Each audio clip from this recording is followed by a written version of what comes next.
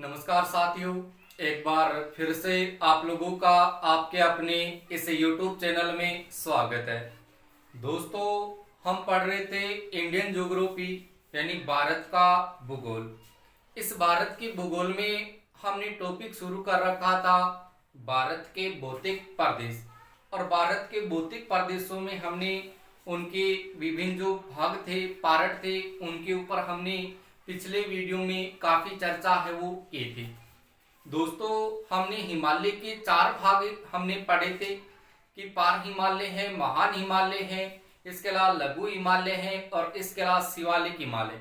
इन सब के ऊपर मैंने कहा था कि हम इनके ऊपर देखिए फिर से चर्चा करेंगे, इनकी क्या क्या विशेषता है और कौन कौन सी यहाँ पर आपके सामने स्थिति है वो सामने आएगी। तो दोस्तों, वीडियो शुरू करने से पहले आपको बता दूं कि इस वीडियो को आप शुरू से लेकर के अंत तक आप जरूर देखें, ताकि आपको इनकी पूरी कॉन्सेप्ट है वो समझ में आ जाए। ठीक है दोस्तों, हम देखिए भारत के भौतिक प्रदेश पढ़ रहे थे, और इन भारत के भौतिक प्रदेशों में देखिए हमारा चल रहा था दोस्तों हिमालय। देखिए दोस्तों, हम हिमालय के बारे में पढ़ रहे थे। हिमालय, तो मैंने आपसे कहा था कि ये जो आपका हिमालय है, इस हिमालय को देखिए दोस्तों आपके सामने समांतर क्रम के आधार पर, या ऊंचाई के आधार पर, या फिर आपके सामने भौगोलिक के आधार पर। दोस्तों याद रखिए, भौगोलिक आधार पर देखा जाए तो इस हिमालय को देखिए कितने भागों में बांटा था हमने। तो दोस्तों हमने 4 भागों में इसको बांटा था। 4 भागों में देखा जाए तो 4 भागों में सबसे पहले पार हिमालय का भाग है, उसके बाद में आपका महान हिमालय, तीसरा आपके सामने लघु हिमालय, और चौथा आपके सामने शिवालिक हिमालय। कौन सा हिमालय? शिवालिक हिमालय। पार हिमालय, महान हिमालय, लघु हिमालय और शिवालिक हिमालय, और इनके मैंने आपको देखिए उपनाम है वो भी बताए थे। तो दोस्तों हम देखिए सबसे पहले इस पार हिमालय के ऊपर चर्चा करेंगे कि पार हिमालय की क्या विशेषता है और क्या विशेषता आपको याद करनी है। देखिए दोस्तों, इस हिमालय का पहला पार्ट हम पढ़ते हैं समांतर क्रम के आधार पर या ऊंचाई के आधार पर। तो इसको याद करने से पहले देखिए दोस्तों, आप यहां से याद रखिएगा भारत है इसका मानचित्र। दोस्तों जब आप ये भारत का मानचित्र याद करोगे तो यहां से आपके सामने हिमालय की पूरी स्थिति है वो समझ में आ जाएगी। देखिएगा यहां पर है आपके सामने, देखिए ये भारत का मानचित्र।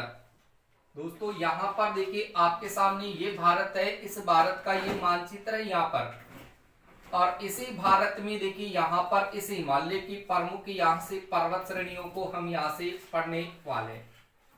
ठीक है दोस्तों, यहाँ पर देखिए ये आपके सामने भारत है, और इस भारत में हमने पढ़ा था कि यहाँ से आपके सामने देखिए ये हिमालय का भाग है। इस प्रकार से देखिए दोस्तों आपके सामने ये हिमालय का भाग है, इस प्रकार से पूरा का पूरा भाग है ये दोस्तों आपके सामने देखिए किसका है? हिमालय का भाग है। किसका भाग है मित्रों? यहाँ से आपके सामने देखिए ये हिमालय का भाग है, और इस हिमालय में देखिए हमने यहां से लिया था कि ये पहला भाग है। कौन सा भाग है? पहला भाग। अब देखिए पहले भाग की बात करते हैं।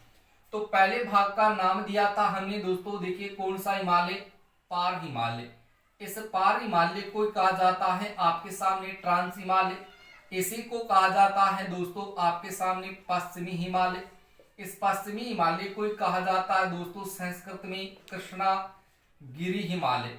क्या कहा जाता है? कृष्णागिरी हिमालय। तो ये आपके सामने देखिए दोस्तों पहला पार्ट है। अब इस पहले पार्ट की बात करते हैं। तो दोस्तों इस पहले पार्ट की देखिए सबसे पहले उत्पत्ति की बात करते हैं। दोस्तों सबसे पहले इसकी देखिए उत्पत्ति की बात करें तो इसकी उत्पत्ति है वो कब हुई थी? कौन से काल में हुई थी? तो याद रखना है इयोसिन काल में। और इसके अलावा देखा जाए तो नाम आता है आपके सामने ओलिगोसिन, यानी ओलिगोसिन और इयोसिन काल में देखा जाए तो आपके सामने पार हिमालय या ट्रांस हिमालय है, इनकी दोस्तों क्या हुई थी? उत्पत्ति है वो हुई थी। उसके बाद में देखिएगा इस हिमालय की बात करते हैं। तो दोस्तों इस हिमालय की देखिए आपके सामने लंबाई कितनी है? दोस्तों इसकी अगर हम लंबाई की बात करें तो इसकी लंबाई है वो आपके सामने पार हिमालय की कितनी आती है, तो दोस्तों यहाँ पर इसकी लंबाई है वो आपको मिलेगी 960 किलोमीटर। कितनी मिलेगी? 960 किलोमीटर मिलेगी। जबकि दोस्तों अगर इसकी चौड़ाई की बात करें तो इसकी चौड़ाई आपको कितनी मिलेगी, तो दोस्तों याद रखना है 225 किलोमीटर। दोस्तों 225 किलोमीटर है वो आपके सामने इस पार हिमालय है। इस पार हिमालय की देखिए चौड़ाई है वो आती है। लेकिन दोस्तों अगर इस पार हिमालय की हम औसत ऊंचाई की बात करते हैं, क्या करते हैं, औसत ऊंचाई की बात करते हैं, तो औसत ऊंचाई लगभग आपको मिलेगी 3100 मीटर। कितनी मिलेगी? 3100 मीटर है वो आपके सामने इसकी औसत है वो ऊंचाई है। तो पार हिमालय का देखिए यहां से नाम देखें तो इसको ट्रांस हिमालय, पश्चिमी हिमालय, कृष्णागिरी हिमालय वो कहा जाता है। इसकी उत्पत्ति इयोसिन काल या ओलिगोसिन काल है, दोनों में इसकी उत्पत्ति है वो हुई थी। इसकी लंबाई की बात करें तो लंबाई 960 किलोमीटर है, चौड़ाई 225 किलोमीटर है और औसत ऊंचाई है वो आपके सामने 3100 किलोमीटर आती है। क्लियर हुई इतनी बात? अब देखिएगा इस पार हिमालय की स्थिति देखिए शुरू कहां से होती है, तो दोस्तों याद रखना है बलूचिस्तान से। कहां से शुरुआत होती है? बलूचिस्तान से इसकी शुरुआत होती है। और बलूचिस्तान की बात करते हैं दोस्तों तो बलूचिस्तान कहां है? पाकिस्तान में। और यहां से शुरू होने के बाद में देखिए कहां तक चला जाता है, तो दोस्तों यहां पर आता है आपके सामने भारत में। देखिए यहां से देखिए आपके सामने इस प्रकार से ये पार हिमालय आता है और ये कहां तक आता है, तो याद रखना है गिलगित। बलूचिस्तान पाकिस्तान से लेकर के देखा जाए तो ये गिलगित तक आता है। गिलगित जम्मू कश्मीर तक का भाग है, वहां तक आकर के ये क्या हो जाता है दोस्तों, खत्म हो जाता है। अब यहां से देखें दोस्तों इस पार हिमालय की अगर हम विशेषता की बात करते हैं तो देखिए इसकी यहां से क्या क्या आपको विशेषता वो मिलेगी। इस पार हिमालय में देखा जाए तो पार हिमालय में देखिए कुछ इस प्रकार से आपको यहां से कुछ पर्वत श्रेणियां है वो मिलेगी। इस प्रकार से दोस्तों आपके सामने कुछ पर्वत श्रेणियां मिलेगी इस पार हिमालय में। इस प्रकार से देखिए आपके सामने कुछ पर्वत श्रेणियां है वो इस प्रकार से चलती है। इन पर्वत श्रेणियों की बात करते हैं दोस्तों तो देखिए यहाँ पर कौन कौन सी यहाँ पर पर्वत श्रेणियां आती है। तो सबसे पहले देखिए यहां से मैं पर्वत श्रेणी लिख रहा हूं आपके सामने, कारा कोरम पर्वत श्रेणी। कौन सी पर्वत श्रेणी आती है दोस्तों? यहां पर काराकोरम पर्वत श्रेणी। दूसरी पर्वत श्रेणी की बात करते हैं तो यहां पर आती है आपके सामने दोस्तों लद्दाख पर्वत श्रेणी। कौन सी पर्वत श्रेणी आती है? लद्दाख पर्वत श्रेणी। और उसके बाद में देखिए दोस्तों यहां पर मैं तीसरी पर्वत श्रेणी लिख रहा हूं जिसका नाम है आपके सामने जास्कर पर्वत श्रेणी। कौन सी पर्वत श्रेणी याद करनी है मित्रों? जास्कर पर्वत श्रेणी। और उसके बाद में चौथी पर्वत श्रेणी की बात करते हैं तो वो आती है आपके सामने पीर पंजाल पर्वत श्रेणी। कौन सी आती है? पीर पंजाल पर्वत श्रेणी। इस प्रकार से देखिए ये चार पर्वत श्रेणी तो यहाँ से क्रम से आपको मिलेगी। एक पर्वत श्रेणी आपको देखिए यहाँ पर जम्मू कश्मीर में ही मिलेगी और उस पर्वत श्रेणी का नाम मिलेगा दोस्तों आपके सामने हजारा पर्वत श्रेणी। कौन सी श्रेणी मिलेगी यहाँ से? हजारा पर्वत श्रेणी। तो देखिए काराकोरम पर्वत श्रेणी, लद्दाख पर्वत श्रेणी है, जास्कर पर्वत श्रेणी है, पीर पंजाल पर्वत श्रेणी है और ये हजारा पर्वत श्रेणी है। ये सारी की सारी आपको इस पार हिमालय में ही मिलेगी। दोस्तों इन चारों प्रकार की जो पर्वत श्रेणियां हैं इनको यदि आपको याद करना है तो याद आप देखिए यहाँ पर ट्रिक से कर सकते हैं। दोस्तों इस पर्वत श्रेणियों को याद करने के लिए आप देखो सूत्र है उसके द्वारा इनको याद कर सकते हैं और सूत्र है आपके सामने देखो काल जापी। क्या याद करना आपको? काल जापी। यानी पार हिमालय में काल जापी। काल जापी का मतलब का से याद रखो काराकोरम पर्वत श्रेणी, ल से याद रखो दोस्तों लद्दाख पर्वत श्रेणी और जा से याद रखो दोस्तों जास्कर पर्वत श्रेणी और पी से याद रखोगा पीर पंजाल पर्वत श्रेणी। और एक आपकी ये हजारा पर्वत श्रेणी, इनको याद कर लेना। कर लोगे इतना, इतनी चीज याद करने के बाद में मैं आपको बता दूं कि ये जो पार हिमालय का जो भाग है, और इस भाग के अगर दक्षिणतम भाग की बात करें दोस्तों, इस पार हिमालय का जो दक्षिणतम भाग है, क्योंकि दोस्तों ये भाग आपका उत्तर है, ये भाग आपका पूर्व है, ये भाग आपके सामने दक्षिण है, और ये वाला भाग दोस्तों आपके सामने पश्चिम दिशा का है।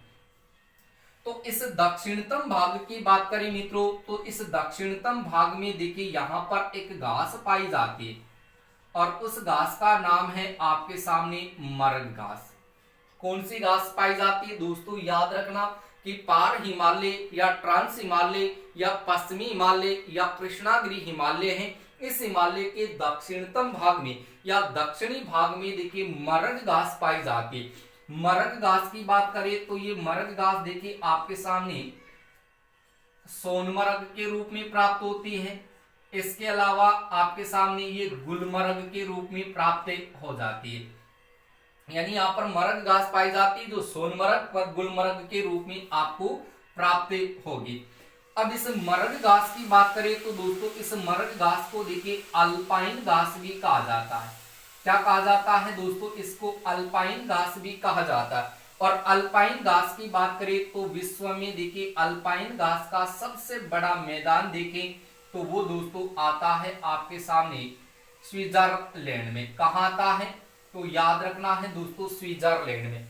यानी पार हिमालय का जो दक्षिणतम भाग है, इस दक्षिणतम भाग में मरग घास पाई जाती है, जैसे सोनमर्ग है, गुलमर्ग है, ये पाई जाती है। सोनमर्ग, गुलमर्ग या मरग घास को अल्पाइन घास कहा जाता है। दोस्तों अल्पाइन घास की बात करें तो विश्व में अल्पाइन घास का सबसे बड़ा जो मैदान है, वो मैदान देखिए आपके सामने कहाँ है तो याद रखना है स्विट्जरलैंड में। और इस मरग घास की बात करें दोस्तों, इस मरग घास की बात करें तो मरग घास को देखिए उत्तराखंड के मैदानों में क्या कहा जाता है दोस्तों, याद रखना मरग घास है, इसको उत्तराखंड के मैदानों की बात करें तो उत्तराखंड के मैदानों में इसको कहा जाता है बुग्याल। क्या कहा जाता है, उत्तराखंड का जो मैदान है, इस उत्तराखंड के मैदानों में इस मरग घास को बुग्याल के नाम से पुकारा जाता है, या फिर दोस्तों इसको पेयार घास के नाम से पुकारा जाता है। ये चीज बहुत ही इंपोर्टेंट है दोस्तों, आप इन चीजों को साथ के साथ नोट करते जाइएगा। और यदि आपकी ये चीज समझ में आ रही है तो दोस्तों आप कमेंट जरूर लिखें और कमेंट में जरूर बताएं कि ये चीज आपके समझ में आ रही है। तो दोस्तों मरग घास मैंने कहा कि इस पार हिमालय के दक्षिणतम भाग में ये मरग घास पाई जाती है, जैसे सोनमर्ग है, गुलमर्ग है, ये आपके सामने पाई जाती है। मरग घास को अल्पाइन घास कहा जाता है। अल्पाइन घास का विश्व में सबसे बड़ा मैदान कहाँ है, स्विट्जरलैंड में। और इस मरग घास को उत्तराखंड के मैदानों में कहा जाता है बुग्याल या पेयार कहा जाता है। याद रह जाएगी इतनी बात। उसके बाद में देखिए आगे चलते हैं तो देखिए सबसे पहले इन पर्वत श्रेणियों को पढ़ते हैं। मैंने इनको कहा कि इनको याद करने के लिए आप सूत्र याद रखना कालजापी। क्या याद रखोगे, कालजापी। अब इस कालजापी से देखिए क्या क्या आपकी स्थिति है वो आएगी। देखिएगा यहां पर सबसे पहले इस काराकोरम पर्वत श्रेणी को पढ़ते हैं। दोस्तों जब इस काराकोरम पर्वत श्रेणी को पढ़ते हैं तो इस काराकोरम पर्वत जो श्रेणी है, इस पर्वत श्रेणी में एक प्रसिद्ध दर्रा आता है और उस दर्रे का नाम है दोस्तों आपके सामने काराकोरम दर्रा। कौन सा दर्रा आता है दोस्तों, काराकोरम दर्रा है, वो इस काराकोरम पर्वत श्रेणी में आता है। इस काराकोरम दर्रे की बात करते हैं तो ये दर्रा आपके सामने देखिए कितना लंबा है, तो याद रखेंगे आप 5654 मीटर। ये ऊंचा दर्रा आपके सामने माना जाता है। यानी काराकोरम दर्रा है, ये काराकोरम पर्वत श्रेणी में स्थित है और इसकी लंबाई की बात करें तो यहाँ पर ये आपके सामने 5654 मीटर ये लंबा है, वो माना गया है, यानी ऊंचा है। और ये काराकोरम दर्रा देखिए आपके सामने भारत का सबसे ऊंचा दर्रा है। भारत का सबसे ऊंचा दर्रा, भारत का सबसे ऊंचा दर्रा है वो कौन सा है, काराकोरम दर्रा है। और इस काराकोरम दर्रे की बात करते हैं दोस्तों तो इस काराकोरम दर्रे को ही कहा जाता है आपके सामने यारकंद दर्रा। कौन सा दर्रा कहा जाता है इसको दोस्तों? यारकंद दर्रा कहा जाता है। और ये जो आपका काराकोरम दर्रा है, इस दर्रे को कहा जाता है दोस्तों उच्च हिमालय की रीढ़। दोस्तों याद रखना, बहुत ही इंपॉर्टेंट चीज बताने वाला हूं मैं आप लोगों को। जो चीज आज तक आपने शायद नहीं पढ़ी है वो चीज मैं आपके सामने रख रहा हूं, ताकि आप जब भी किसी कंपटीशन की एग्जाम की तैयारी कर रहे हो या आप एग्जाम देने के लिए जा रहे हो, तो वहां पर आपको किस तरीके के प्रश्न है वो आपसे पूछे जा सकते हैं। तो मैंने कहा कि काराकोरम पर्वत श्रेणी में कौन सा दर्रा है? तो काराकोरम पर्वत श्रेणी में काराकोरम दर्रा। ये काराकोरम दर्रा देखिए भारत का सबसे ऊंचा दर्रा है। कितना ऊंचा है? 5654 मीटर ऊंचा है। और यहां से देखिए इस काराकोरम दर्रे को उच्च हिमालय की क्या कहा जाता है? तो दोस्तों याद रखना, इसको उच्च हिमालय की रीढ़ कहा जाता है। उच्च हिमालय की रीढ़ कहा जाता है। और इस काराकोरम दर्रे को देखिए दोस्तों क्या कहा जाता है? तो याद रखना, इसको यारकंद दर्रा है वो कहा जाता है। क्लियर हो इतनी बात? उसके बाद में ध्यान रखेंगे कि ये भारत का सबसे ऊंचा दर्रा तो है, लेकिन इस काराकोरम दर्रे से एक प्रश्न आपसे और पूछा जाता है कि भारत में देखिए सबसे ऊंची जो सड़क है या विश्व की सर्वाधिक ऊंचाई पर स्थित जो सड़क है, वो सर्वाधिक ऊंची जो सड़क मार्ग है, वो सड़क मार्ग आपका इस काराकोरम दर्रे में ही आता है। क्लियर हो इतनी बात? फिर याद रखेंगे कि इस काराकोरम दर्रे में देखिए आपके सामने एक चोटी आती है दोस्तों। उस चोटी का नाम है आपके सामने केटू चोटी। कौन सी चोटी आती है मित्रों? यहाँ पर याद रखिएगा केटू चोटी। और इस केटू चोटी को दोस्तों कहा जाता है आपके सामने गॉडविन ऑस्टिन।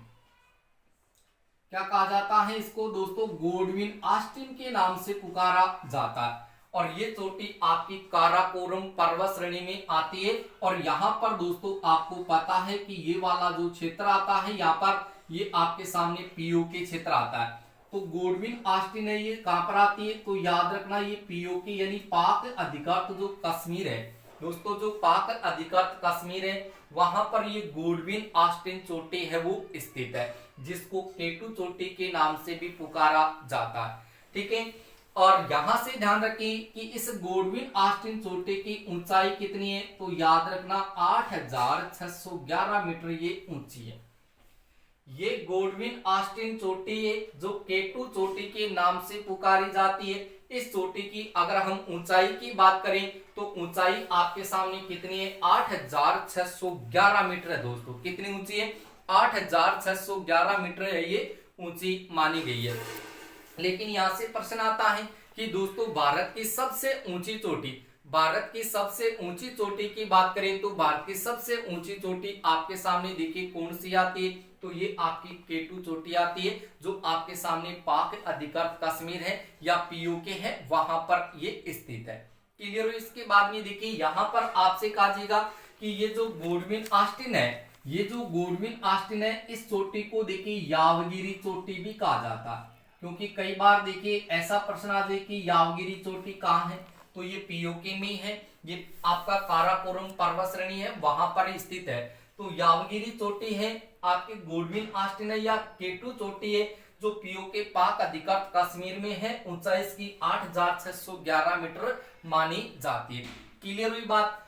उसके बाद में देखिए यहाँ पर आप देखेंगे तो काराकोरम पर्वत श्रेणी में मैंने आपको काराकोरम दर्रा है वो बताया है, जो 5654 मीटर है, भारत का सबसे ऊंचा ये दर्रा है। और इस दर्रे की बात करें तो यहाँ पर मैंने आपसे ये भी कहा था कि विश्व की जो सर्वाधिक ऊंचाई पर जो सड़क है, सर्वाधिक ऊंची जो सड़क है वो काराकोरम दर्रे में आती है। और काराकोरम दर्रे की दोस्तों हम बात करते हैं तो ये काराकोरम दर्रा है, ये आपके सामने देखिए कौन से क्षेत्रों को आपस में देखिए जोड़ता है। तो यहाँ पर आपसे ये कहा जाएगा कि काराकोरम जो दर्रा है, ये काराकोरम दर्रा आपके सामने देखिए कौन से क्षेत्र को आपस में जोड़ता है? तो याद रखना कि ये जो आपका पीओके क्षेत्र है, ये जो पीओके क्षेत्र है, इस पीओके क्षेत्र को देखिए ये किससे जोड़ता है? यानी जो पीओके क्षेत्र है इस पीओके को किससे जोड़ता है? तो याद रखना है दोस्तों आपके सामने सिक्यांग, और सिक्यांग आपके सामने कहां पर है? तो याद रखना चीन, यानी सिक्यांग चीन है और पीओके, इन दोनों को ये आपस में क्या करता है दोस्तों? आपके सामने ये जोड़ता है। तो याद रखना कि काराकोरम जो दर्रा है, ये काराकोरम दर्रा पीओके क्षेत्र है। इस पीओके क्षेत्र को देखिए किससे जोड़ता है, पीओके क्षेत्र को किससे जोड़ता है, तो याद रखना है कि पीओके क्षेत्र काराकोरम दर्रा है, ये पीओके को देखिए आपके सामने किससे जोड़ रहा है, तो याद रखना है आपको सिक्यांग यानी चीन से ये जोड़ता है। लेकिन देखिए यहां पर आपसे ये कहा जाएगा कि काराकोरम दर्रे को यारकंद दर्रा कहा जाता है, और यारकंद दर्रे के अलावा देखिए दोस्तों इसको उच्च हिमालय की रीढ़ है वो भी कहा जाता है। क्या कहा जाता है, इसको उच्च हिमालय की रीढ़ है वो भी कहा जाता है। और यहां से देखा जाए तो ये काराकोरम दर्रा है, ये पीओके को क्षेत्र को किससे जोड़ रहा है, सिक्यांग चीन है यानी उसको इससे जोड़ता है। और यहां से आप देखें तो काराकोरम दर्रा है, ये आपके सामने आप ऐसे भी बोल सकते हैं दोस्तों कि ये जो लेह है आपके सामने लद्दाख का क्षेत्र है। कौन सा क्षेत्र है, लेह लद्दाख का क्षेत्र है। इस वाले क्षेत्र को देखिए ये मध्य एशिया से जोड़ता है, किससे जोड़ता है, मध्य एशिया से आपके सामने जोड़ता है। लेह लद्दाख को मध्य एशिया से या मध्य लद्दाख से मध्य एशिया जाने का मार्ग वो काराकोरम दर्रा ही बताता है। और यहाँ पर विश्व की सर्वाधिक ऊंचाई पर जो सड़क मार्ग है वो भी काराकोरम दर्रे में है, जिसको यारकन दर्रा या उच्च हिमालय की रीढ़ है वो कहा जाता है। फिर देखिए दोस्तों यहां से मैं आप लोगों को एक इंपोर्टेंट चीज बताने वाला हूं कि ये जो आपका काराकोरम दर्रा है, ये जो काराकोरम दर्रा इसमें केटू चोटी तो है ही है, लेकिन इसी काराकोरम पर्वत श्रेणी में देखा जाए तो यहां पर आपके सामने एक ग्लेशियर आता है। यानी पार हिमालय की बात कर लो चाहे इन पर्वत श्रेणियों की बात कर लो, तो यहां से देखिए कौन कौन से यहाँ पर ग्लेशियर आते हैं। तो सबसे पहले देखिए यहां पर मैं आपको एक ग्लेशियर बता दूं, और उस ग्लेशियर का नाम है दोस्तों आपके सामने सियाचिन ग्लेशियर। कौन सा ग्लेशियर आता है, सियाचिन ग्लेशियर। दोस्तों याद रखिए ये सियाचिन ग्लेशियर है, सियाचिन ग्लेशियर है, ये आपके सामने काराकोरम जो पर्वत श्रेणी है, इस काराकोरम पर्वत श्रेणी में ये सियाचिन ग्लेशियर है। और इस सियाचिन ग्लेशियर की बात करें तो ये भारत का सबसे बड़ा ग्लेशियर है। भारत का देखिए दोस्तों सबसे बड़ा ग्लेशियर देखा जाए तो भारत का सबसे बड़ा ग्लेशियर कौन सा है, सियाचिन ग्लेशियर है। और सियाचिन ग्लेशियर की अगर लंबाई की बात करें दोस्तों तो लंबाई आती है लगभग आपके सामने 76 किलोमीटर। कितनी आती है, 76 किलोमीटर है वो आती है आपके सामने सियाचिन ग्लेशियर की लंबाई। फिर ध्यान दीजिए कि जो आपका ये सियाचिन ग्लेशियर है ये भारत का सबसे बड़ा ग्लेशियर भी है। और इसके अलावा देखा जाए तो दोस्तों याद रखना कि विश्व का सबसे ऊंचा युद्ध स्थल, तो युद्ध स्थल भी आपके सामने देखो दोस्तों कौन सा है, ये सियाचिन ग्लेशियर का है। कौन सा है, तो याद रखना है सियाचिन ग्लेशियर का, यानी सियाचिन ग्लेशियर है ये आपके सामने पार हिमालय है, इस पार हिमालय में आता है। कौन से हिमालय में आता है, पार हिमालय में आता है, या काराकोरम पर्वत श्रेणी है, इस काराकोरम पर्वत श्रेणी में आता है। पार हिमालय में देखा जाए तो आपके सामने जो सियाचिन ग्लेशियर है ये भारत का दोस्तों सबसे बड़ा ग्लेशियर है, जिसकी लंबाई 76 किलोमीटर है वो मानी जाती है। कितनी मानी जाती है, 76 किलोमीटर वो मानी जाती है। विश्व का सबसे ऊंचा जो युद्ध स्थल है वो भी आपका यहाँ पर ही माना गया है, इसी को माना गया है। इसके अलावा देखा जाए तो देखिए ये सियाचिन ग्लेशियर है वो कौन सी घाटी में, दोस्तों ये प्रश्न आपसे बहुत बार पूछा जा चुका है, आगे भी इस प्रश्न को बार बार पूछा जा सकता है। देखिए सियाचिन ग्लेशियर की बात करते हैं दोस्तों, तो ये सियाचिन ग्लेशियर देखिए आपके सामने कौन सी घाटी में है, तो याद रखना है आपको नुब्रा घाटी। कौन सी घाटी याद रखनी है, तो याद रखना है नुब्रा घाटी है, इस नुब्रा घाटी में सियाचिन ग्लेशियर है वो आता है। इसके अलावा देखिए सियाचिन ग्लेशियर के पास में देखिए यहाँ पर आपको एक ग्लेशियर और मिलेगा जिसका नाम है दोस्तों आपके सामने हिस्पार ग्लेशियर। हिस्पार ग्लेशियर की बात करते हैं दोस्तों, तो ये हिस्पार ग्लेशियर है, ये भी आपका इसी काराकोरम पर्वत श्रेणी में आता है। और इसी हिस्पार ग्लेशियर की बात करें तो लगभग दोस्तों आपके सामने ये कितनी किलोमीटर लंबा है वो माना गया है, तो याद रखना है ये 62 किलोमीटर लंबा है ये माना गया है। और ये हिस्पार ग्लेशियर है दोस्तों हिस्पार ग्लेशियर की बात करते हैं तो ये हिस्पार ग्लेशियर है, ये कौन सी नदी के पास में, तो याद रखना है आपको हंसा नदी। कौन सी नदी याद रखनी है दोस्तों, हंसा नदी आपको याद करनी है कि हंसा नदी के पास में देखिए कौन सा ग्लेशियर है, हिस्पार ग्लेशियर है, जो कितना लंबा है, 62 किलोमीटर लंबा है। कौन सी पर्वत श्रेणी में है, काराकोरम पर्वत श्रेणी में। उसके बाद में देखिए यहाँ पर आपके सामने तीसरा ग्लेशियर देखते हैं, तो तीसरा ग्लेशियर देखिए दोस्तों कौन सा आता है, तो याद रखना है आपको बियाफो ग्लेशियर। कौन सा ग्लेशियर आता है, बियाफो ग्लेशियर। और बियाफो ग्लेशियर की बात करें तो ये कितना लंबा है, तो दोस्तों याद रखना ये 59 किलोमीटर लंबा है, ये बियाफो ग्लेशियर है। और इस बियाफो ग्लेशियर की बात करें तो ये कौन सी घाटी में स्थित है, तो याद रखना दोस्तों लालदो है घाटी, एक घाटी आती है लालदो है घाटी। कौन सी घाटी आती है दोस्तों, लालदो है घाटी। इस लालदो घाटी में ये बियाफो ग्लेशियर है, जो आपके सामने 59 किलोमीटर ये लंबा है। और इस बियाफो ग्लेशियर से नीचे अगर देखा जाए दोस्तों, तो यहाँ पर आपके सामने एक बाल्टोरा ग्लेशियर और आता है। कौन सा ग्लेशियर, बाल्टोरा ग्लेशियर। इस बाल्टोरा ग्लेशियर की बात करते हैं तो ये कितना लंबा है, तो दोस्तों याद रखना ये उससे 1 किलोमीटर कम है, यानी 58 किलोमीटर ये लंबा है वो माना जाता है। और इस बाल्टोरा ग्लेशियर की बात करते हैं दोस्तों, तो ये भी आपके सामने लालदो है घाटी है, इस लालदो है घाटी में ही आता है। समझ में आई बात। यानी सियाचिन ग्लेशियर जो भारत का सबसे बड़ा ग्लेशियर है, ये विश्व का सबसे ऊंचा युद्ध स्थल है। सियाचिन ग्लेशियर कौन सी घाटी में, नुब्रा घाटी में। कितना लंबा है, तो याद रखना 76 किलोमीटर।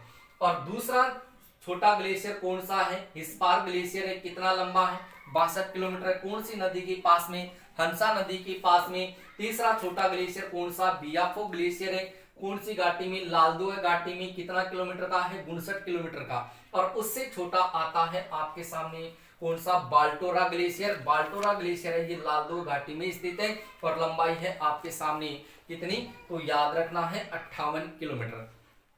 लेकिन दोस्तों आपसे मैं एक प्रश्न पूछूंगा, आपसे ये पूछा जाए कि हिमालय का सबसे बड़ा ग्लेशियर कौन सा है। हिमालय का सबसे बड़ा ग्लेशियर, मैंने यहाँ पर कहा कि भारत का सबसे बड़ा ग्लेशियर तो सियाचिन ग्लेशियर है, लेकिन हिमालय पर्वत श्रेणी का सबसे बड़ा ग्लेशियर कौन सा है, इसकी लंबाई कितनी है, इसको आपको बताना है। और आप कमेंट करके इसका आंसर है वो जरूर बताएंगे। ठीक है दोस्तों, याद रखना कि हिमालय का सबसे बड़ा ग्लेशियर कौन सा है, तो हिमालय का सबसे बड़ा ग्लेशियर आपको बताना है। बोलिए इतनी बात आपके समझ में आई या नहीं आई, पहले ये बताइए कि आपकी ये चीज इतनी समझ में आई है या नहीं आई। अगर इतनी चीज आपके समझ में आ चुकी है तो दोस्तों आप कमेंट जरूर करें कि हमें ये चीज है वो आसानी से समझ में आ रही है।